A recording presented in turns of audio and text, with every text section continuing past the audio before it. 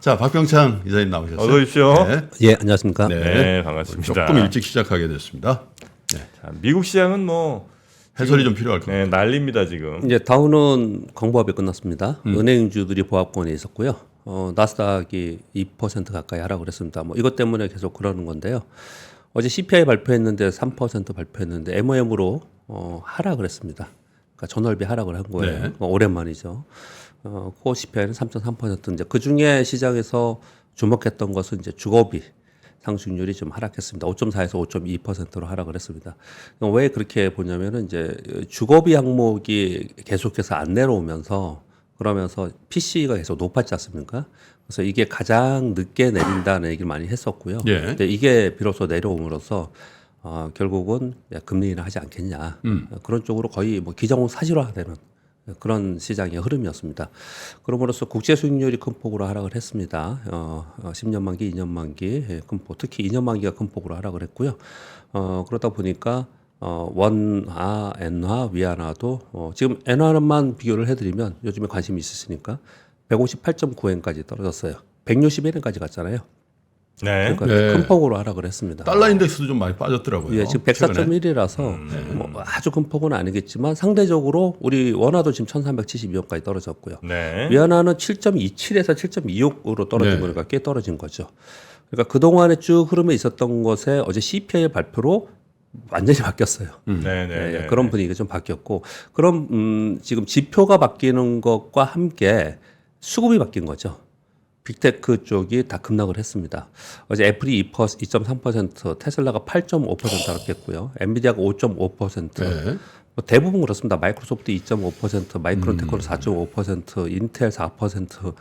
뭐 진짜 초토화예요. 사실 이것만 자체만 금리 낮춘다면 원래는 성장주 저게 올라야 되는 건데 예, 그죠? 예, 예. 근데 이제 그렇게 인식하지 않는 거죠. 이제 그 설명을 조금 이따 잠깐 드리도록 하겠습니다. 네. 그래서 필라델피아 반도체 지수가 3.45% 하락을 했고요. 반면에 러셀 2000 지수는 3.77% 상승을 했습니다. 예. 아까 김포름 잠깐 언급을 주셨는데 저도 잠깐 이 말씀을 좀 드리도록 하겠습니다. 그래서 어제 CPI가 예상보다 더 낮게 나옴으로써 각 지표들이 변화가 생겼고 그 지표와 함께 시장의 수급이 바뀌면서 그동안에 많이 올랐던 빅테크 중심의 종목들이 하락을 하고 예. 중소형주나 아니면 금리에 그동안에 피해였던 섹터들 대표적으로 어디가 있을까요? 부동산. 예. 부동산은 어저께 급등했습니다. 예, 그래서 확 나타나는 그러니까 변화가 수급의 변화가 굉장히 모기 급격하게 지금리 나타나는 빠질 거다. 예, 그런 이제 하루를 보냈습니다. 그렇기 때문에 굉장히 중요하게 생각을 하고 좀 이따가 오근영 팀장님께 들으시기 바랍니다. 네. 네, 상황은 그랬고 저도 뭐 주연 설명 좀 드리도록 하겠습니다. 어제 우리 시장 코스피 0.8% 올랐고요. 어제 그 파월 의장의 우호적 발언이 있었고 미국이 강세였잖아요. 그러니까 오늘 시장 끝난 거 말고 어제 끝난 시장이에요. 그래서 어제 갭상승 시작을 했습니다. 비책 프로그램 매수가 5,400억이 있었고요. 외국인 현물 수급 매수가 6,100억이나 있었습니다. 수급이 괜찮았죠. 근데 지수가 아주 강하지는 못했어요. 예. 이제 선물이 어제 옵션 만기였는데 굉장히 제한적으로 움직였습니다. 선물이 하루 종일 지지부진했어요. 네, 그러다 보니까 삼성전자 약보합과 함께 지수가 아주 큰 폭으로 예. 오지는 못하는 그런 상황이었습니다. 한 가지 특징적인 점은 코스닥이 0.7% 하락을 했는데요. 코스닥의 하락은 2차 전지가 대부분 하락을 했기 때문에 그리고 바이오도 같이 하락을 해서 하락을 했거든요. 예. 그런데 특이한 점은 코스피에 있는 2차 전지의 종목들이라고 하는 LG에너솔루션스 3.5% 올랐고요. 삼성 SDI 4.4% 올랐고 포스코홀딩 얘네는 완전 품이라고 치고 그럼 소재는 같이 빠져야 되는 거 아니냐? 아니요. 포스코홀딩스는 6% 올랐어요. 세트는 올랐네. 세트는. 예, 세트가 오르고 그리고 소재에서도 코스피 소속에 있는 종목들은 오르고 코스닥 소속에 있는 소재는 약했어요. 그러니까 이거 수급의 영향이 상당히 있었다고 보십니다. 어제 프로그램 매수가 많이 들어오고 그랬거든요.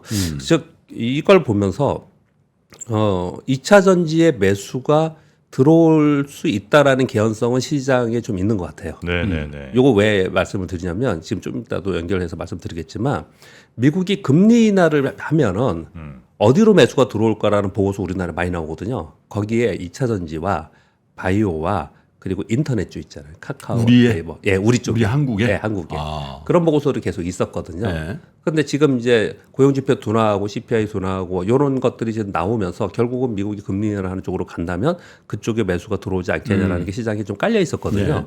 그런 가운데 그쪽에 매수가 어떻든 계속 눈치를 보고 있는데 어제 매수가 저는 들어온 것이라고 좀 보여져요. 그런데 옵션 만기 영향도 있고 프로그램 매수가 들어오다 보니까 그게 코스닥에 들어온 게 아니라 코스피에 있는 종목에 들어온 거예요. 저는 어제 해석을 좀 그렇게 합니다. 그렇군요. 예, 그래서 어제 이게 하나의 특징적이었고 네. 전반적으로 시장이 뭐 아주 강한 그런 흐름은 여전히 없었습니다.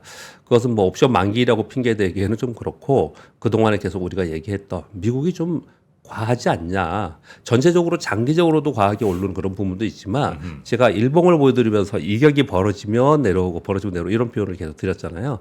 지금 연속해서 지금 상승을 했거든요. 6일, 7일 동안 상승을 했거든요. 네. 네, 그렇기 때문에 그쪽에 좀 조정을 우리가 감안하면서 시장이 움직여요. 우리 시장 굉장히 예민한 시장입니다. 그래서 우리나라 투자자들의 이 분석력으로 전 세계 가면 전 세계에서 1등할 거예요, 진짜. 네, 그렇게 보여지는 시장이었다. 그래서 우리 나가잖아요. 네, 그렇게 말씀드리겠습니다. 오늘 미국의 PPI 발표되고요. 중국 수출 지표 발표되고 오늘부터 본격적인 실적 시즌이 들어가는 겁니다. 미국이? 예, 은행주의 실적 발표를 하면서 어제 6월 CPI와 그리고 파월의 상하원 발언으로 인해서 9월 금리 인하가 기정사실화되지 않겠냐 이런 얘기를 좀 하고 있고요. 그런 가운데 빅테크들이 일제히 하락하고 하반기에 수급 변화 시그널이 아니겠냐 예. 이런 얘기를 좀 이제 나오기 시작한 겁니다. 사실 이런 얘기들이 지금 전반부에도 계속 있었는데 어제 그걸 보여준 게 아니냐라고 지금 해석을 하는 거예요. 이걸 먼저 설명을 좀 먼저 드리도록 하겠습니다. 이거는 뭐 제가 한 두 차례 걸쳐서 이 아침 방송에서 말씀을 드린 건데요. 여기 보시면은 강세론, 약세론 이렇게 되어 있는데 그거 빼고 맨 밑에만 보겠습니다. 경제는 혼조 속에 K자형 양극화 이런 얘기를 했잖아요. 아, K자형 저거 예, 예. 예전에 많이 들었는데. 그거. 예, 고소득층 대상 기업들이나 네. 아니면 고금리 상황 속에서도 현금 흐름이 굉장히 좋고 글로벌리 진출할 수 있는 빅테크들은 여전히 문제가 없었다는 거예요. 근데 고전환동은 어디냐? 저소득층 대상의 기업들이거나 아니면 자금력이 부족해서 대출을 많이 받거나 그래서 금리가 높은 거에 피해를 입은 기업들이 있었다는 거예요. 그런데 CPI 주로 이제 내려오면서 금리 인하에 본격적으로 간다라는 시장의 인식이 되면 서서히 수급은 변화를 해야 되지 않겠냐라는 얘기들을 지금 하는 거예요. 네. 그런 얘기가 좀 나오고 있는 상황인 거고요.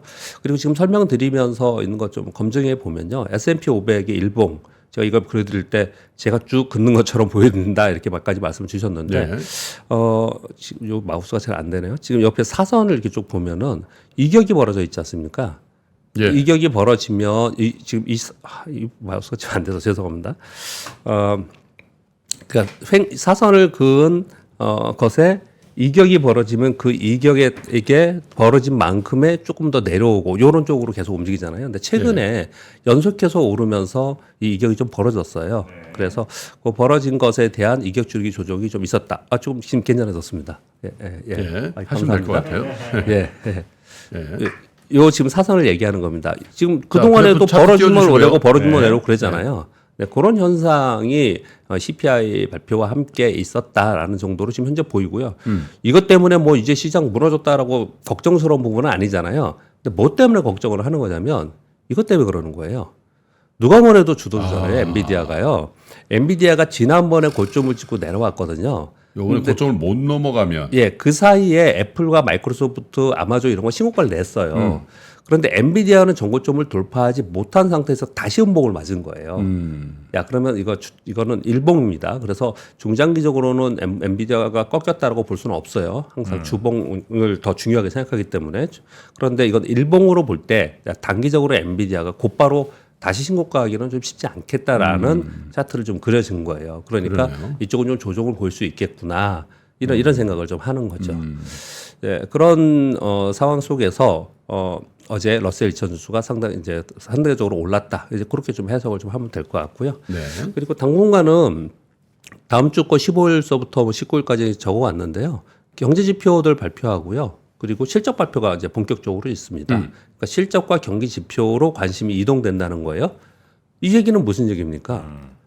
지금 그동안에 계속 얘기했던 게 좀 전에 제가 이렇게 보여드렸던 게 뭐냐면 강세론과 약세론이 있는데 강세론자들은 거의 대부분 어떤 식으로 얘기를 했냐면 골디락스가 될 거다.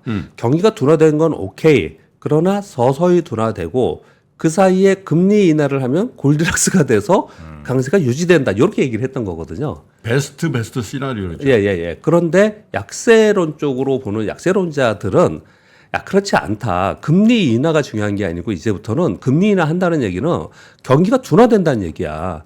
경기가 둔화되고 기업의 실적이 줄어드는데 그런데 주가는 떠 있기 때문에 멀티플이 높아지는 거야, 이거는. 네. 이렇게 얘기를 하는 거예요. 그러니 이제 시장에서는 이제 금리 인하에 대해서 기정사실화하는 과정 예. 속에서는 결국은 기업 실적과 그리고 경기가 정말로 얼마나 빨리 둔화되는가를 걱정하는 그런 과정에 들어가는 거라는 거예요. 그래서 경기 지표가 이제 관심이 이제 많아지는 그런 상황이 좀 된다. 이렇게 좀 설명을 좀 드리는 겁니다. 근데 다음 주에 경기 지표들이 많이 나옵니다. 그래서 기업 실적과 경기 지표에 관심을 좀 가져가면서 이제 시장이 바뀔 거다. 이렇게 보시면 될 것 같고요. 예. 우리 시장은 외국인들이 매수 여전히 계속 해주고 있어요. 거기에 이제 정치권의 세제 정책 기대도 있습니다. 근데 어제도 보시면 시장 심리가 좀 약세죠. 어제 되면은 느낌에 반응했어야 되거든. 예, 딱 그렇게 반응하지 얘기하시네요. 종무세 그거 반응했어야 되는데 반응 안. 어제 대부분 어떤 생각을 했냐면 미국 이제 기술주 엄청 강했죠. 네. 3대주 다 올랐죠. 또 금리 인하 시사 발언했죠? 예, 금리 시사 파월 의장이 발언했죠. 아니 저 이창용 총재도 했잖아요. 예, 차선 그렇게 바꾼다. 했고 거기다가 그동안에 반대했던 민주당의 전 대표도 이제 세제 정책에 대해서 특히 이제 그 중에 가장 관심 있는 금투세에 대해서도 그러니까. 이건 더 생각해 봐야 된다. 네. 이렇게 얘기했단 말이에요. 어제 호재가 상당히 많은 시장이었어요. 근데 시장이 약했어요. 그러니까. 시장이 약했습니다. 그래서 우리 시장 되게 약하구나. 이게 기본적으로 저변에 깔려 있습니다. 그래서 제가 이런 표현을 이렇게 씁니다. 제한적 심리, 제한적 수급. 그러니까 조목 장세가 이럴 수밖에 없는 그런 상황이 뭐 계속 있습니다. 근데 이런 상황 속에서 우리가 궁금한 게 하나가 있습니다. 이렇게 우리 시장이 심리적으로 제한적이고 이런 거는 뭐 어떤 사람은 막 전신 욕하고 어떤 사람은 뭐 별의별 뭐 대기업 욕하고 막 이러는데 기본적인 건 이제 수급의 요인인 거고요. 어제 정부는 말씀 주신 것처럼 수급의 요인인 거고. 네. 그리고 여기서 이제 신고가 또는 뭐 3,000포인트, 지금 2,900포인트 근처 갔지 않습니까? 뭔가 바라보고 가야 되는데, 지금 미국이 너무 불안해.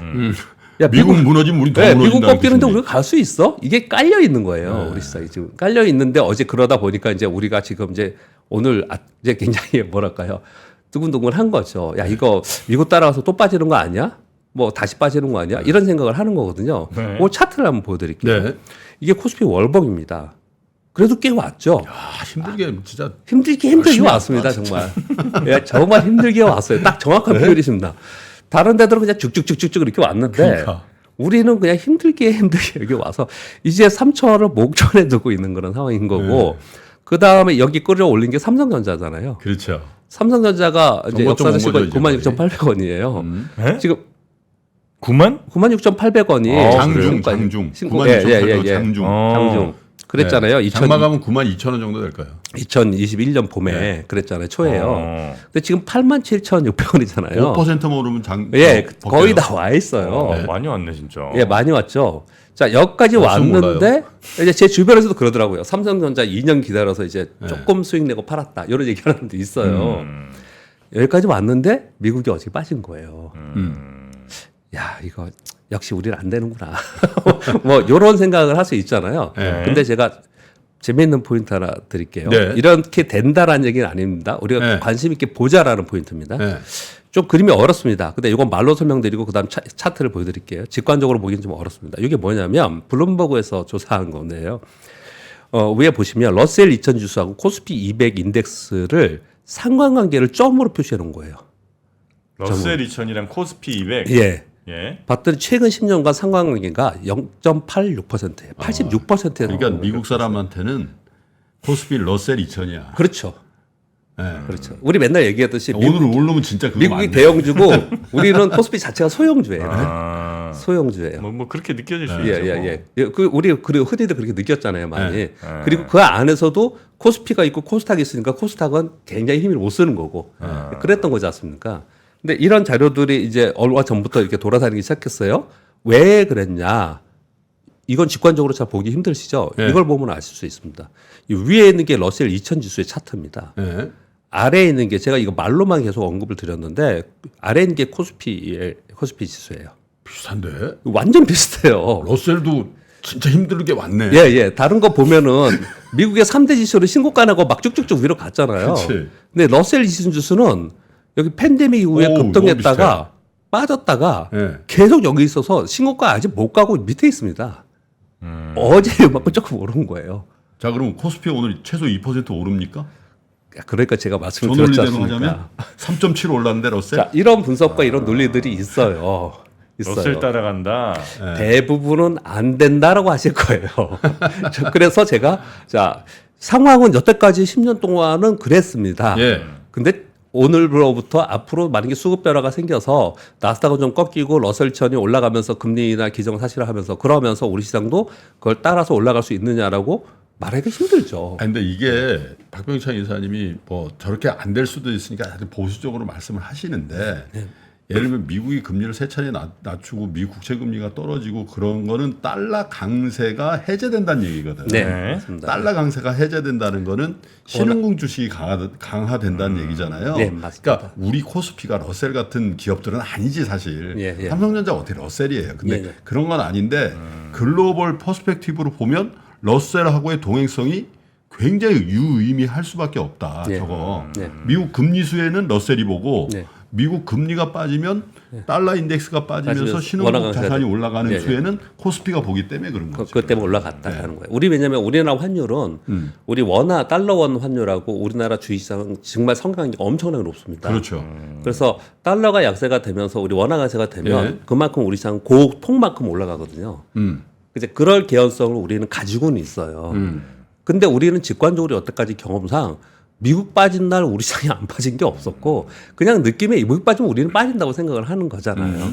근데 조금 더 시간을 봤을 때 이런 흐름을 우리 시장이 극복할 수 있느냐 없냐 한번 지켜보자. 네. 지켜보자. 요 부분을 좀 보자. 요 말씀을 좀 드리는 아니, 거예요. 예전에는 금리 빠지면 구글, 애플, 뭐 마이크로소프트 이런 데 갔던 거 아니에요? 본질적으로 성장률에서 맞는 얘기인데 예. 걔네들 현금이 너무 많고 예. 이제는 성장이 여기서 더 예전의 성장주처럼 되면은 지금 3조 달러씩 됐잖아요, 얘네들이. 3.5조 달러입니다. 3.5조씩. 그 성장의 결과치가 시총이거든. 그럼 여기서 맞습니다. 예전처럼 성장을 하면 10조 달러씩 가야 된다는 얘기인데. 그렇죠. 맞습니다. 성장률은 낮아질 수밖에 없어요. 네, 올라가면 올라가서는 낮을 수밖에 없는 거고요. 그리고 지금 말씀 주신 거에 잠깐 말씀을 드리면요. 그 왜 금리가 빠지면 성장주가 오르고 뭐 금리가 오르면 같이 오르고 이런 논리가 왜 나왔냐면 예. 그런 논리에 따라서 움직이는 수급이 돈들이 있어요. 스타일 네. 펀드들이 있어요. 근데 그 굉장히 그걸 뭐라 그러죠? 교조주의, 정형주의라고 하나요? 그냥 그 룰대로 따르는 돈들이 꽤 큽니다. 그런 부분이 상당히 있는 거고요. 근데 이번에 우리 이런 얘기 많이 하잖아. 예전에 우리 얘기했던 이론과 굉장히 다르게 움직이는 게 많다. 근데 지금의 미국의 빅테크들은 예전처럼 미래의 성장을 보고서 올라가는 그런 수준이 아니고 실제로 이익이 있으면서 올라가는 이익 가치주들이에요. 이익 성장주. 예, 이익 성장주. 그리고 예, 수급. 예, 그렇게 지금 수급, 달라진 수급. 거거든요. 그래서 이제 요거에 어떻든 간에 상당히 좀 달라진 부분이 있는데 중요한 건 우리는 이제 현실적으로 어제 CPI가 MOM으로 마이너스로 간다 그러니까 곧바로 그냥 그동안에 많이 올랐던 빅테크에서는 네. 매물이 나오고 그리고 그동안에 고금리로 인해서 피해를 많이 입었던 쪽 이런 쪽에서는 올라왔단 말이에요. 어제 S&P 500에 300개 이상, 350개 이상이 올랐습니다. 그러니까요. 올랐어요 어저께. 네. 못 오른 종목들은 오른 거죠. 그 동안에는 일부 종목이 지수를 끌어올렸잖아요. 네. 근데 걔네들이 빠지는 동안 나머지는 오른 종목이 더 많았어요. 근데 이런 수급의 현상이 미국 내에만 있을 거냐, 아니면 이런 영향이 우리까지도 올까는 한번 지켜보자. 그것도 이런 참 말씀 재밌는 드리는 거예요. 그 포인트네. 우리 시장도 그러면 중소형주 예. 예? 자금 좀 안 좋은 애들이 오를 거냐 이런 시각도 있고 글로벌로 보면 네. 코스피가 올라야 되고 예, 예. 또 그런 측면이 이중적인 측면이 있네. 오늘 재밌는 또 우리가 봐야 될 거 하나는 뭐냐면요. 네. 오늘 2차 전지 잘 보세요. 2차 전지. 2차 전지? 2차 전지하고 뭐 네이버, 카카오 같은 이런 데들 있잖아요. 게임주나. 얘네들의 매수가 들어오는지 오늘 보는 게 되게 중요합니다. 2차 전지. 아, 예. 왜냐면 어제 두 분 강세장, 약세장 진짜 극명하게 갈렸잖아요. 네네네. 네? 강영기 팀장하고 저 누구예요? 그 대신증권 네, 이경민. 이경민 네. 부장하고 예. 완전 막 했는데 예. 종목은요 그랬더니 네이버 카카오 똑같은 거야.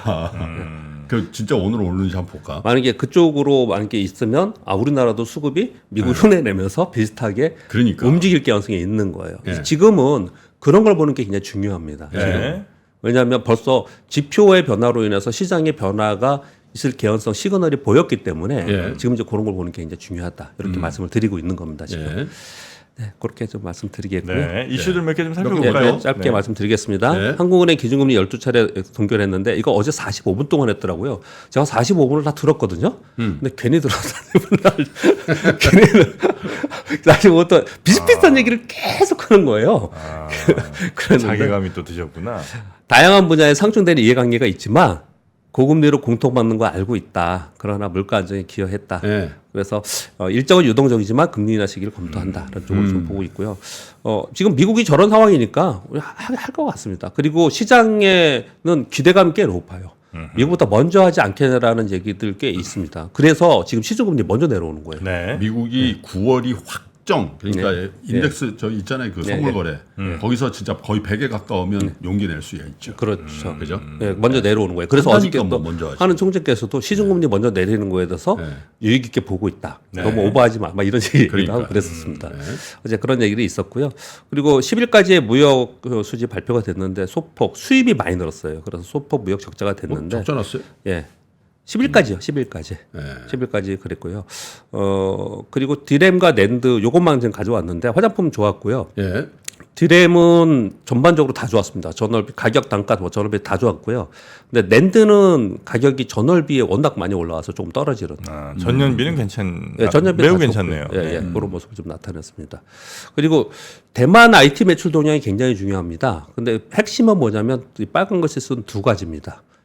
AI PC 등장으로 인해서 PC 노트북 관련 업체들이 실적이 굉장히 좋아졌다. 네. 하고 애플 향이 굉장히 많이 좋아졌습니다. 네. 애플 향 밸류체인 합산으로 봤을 때 전 분기 대비 15.7% 전년비 24.7% 증가했다는 거예요. 그러니까 어제 요거 말씀드릴 때 우리 좀 제가 버벅댔는데 그 애플 신제품 10% 증가 그게 결과가 아니고 10% 증가 전망. 네, 제가 그 뒤에 거를 안 써가지고. 네네네. 그래서 애플량에 대해서 밸류체인이 전체적으로 좀 좋다라는 거 하고 본격적으로 AI PC가 출하되지 않습니까? 네. 네, 거기에 관련돼 가지고 실적들이 좋아져서 하반기에는 아마도 더 좋아지지 않겠냐라는 결과를 얘기 많이 하고 있더라고요. 삼성전자가 올해 낸드 생산량을 전년비 2배 확대한다고 하는데 그래서 이런 걱정을 벌써 하기 시작합니다. 지금 키옥시아, 마이크론, 하이닉스도 공급량 확대한다고 하거든요. 실제로 숫자를 보면 2분기에 웨이퍼 투입량이 작년에 4분기에 88만 장이었는데 150만 장으로 늘렸다는 거예요. 웨이퍼라는 게 기본 바탕이잖아요. 많이 들어가죠. 예, 그러니까 많이 들어가. 이게 이렇게 많이 이렇게 늘렸다는 거 보니까 야 이거 그만큼 수요가 많이 증가해서 늘리는 거는 맞다. 그런데 이제 랜드의 가격이 올라가는 것을 전망한 것보다 좀 둔화되지 않겠냐 이런 얘기를 좀 하고 있어요. 그렇게 좀 말씀드리겠고요. 마지막은 중국 전력망 투자를 6년간 단위가 우리하고 뭐 너무 비교가 안 돼서 제가 한번 1,109조 원이요? 가져왔는데 예. 파이낸스 타임즈 뉴스인데요.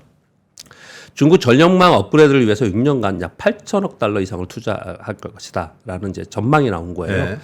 중국은 근데 그럴 개연성이 상당히 있습니다. 재생에너지 투자를 가장 많이 하는 국가예요. 그런데 기존 전력망은 발전량을 감당 못하거나 또는 신재생 에너지에 부적합하다는 거예요. 그래서 미국은 작년 말에 어느 정도 투자한다고 발표했냐면 35억 달러 투자한다고 발표를 했거든요.